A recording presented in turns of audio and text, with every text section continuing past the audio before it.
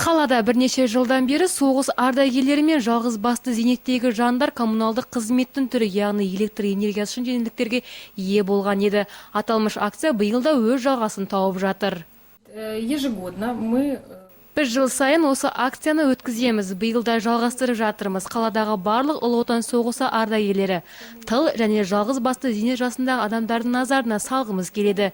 Жаңа жылға дейін құжаттарыңызды бізге тапсырып тіркеліңіздер. Әйтпесе алдымыздағы жылы жеңілдіктен қағылуыңыз мүмкін. Бүгін күні шаһардың 2000-нан аса ардагер мен зейнеткер өздерінің құжаттарын тапсырған. Айта кету керек, бұл жандарға белгіленген электр энергиясының орташа нормасы әлдеқайда төмен.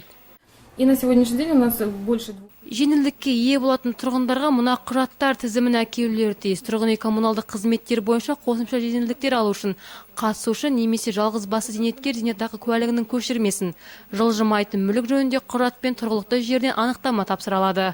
Құжаттарды Блюхра көшесі 13-ші мекенжай бойынша орналасқан коммуналдық мекеменің есеп айырысу орталығына келіп тапсыра аласыз. Коммуналдық мекеме мамандары таңертеңгі 9-дан кешкі сағат 6-ға дейін сіздерге қызмет көрсете алады.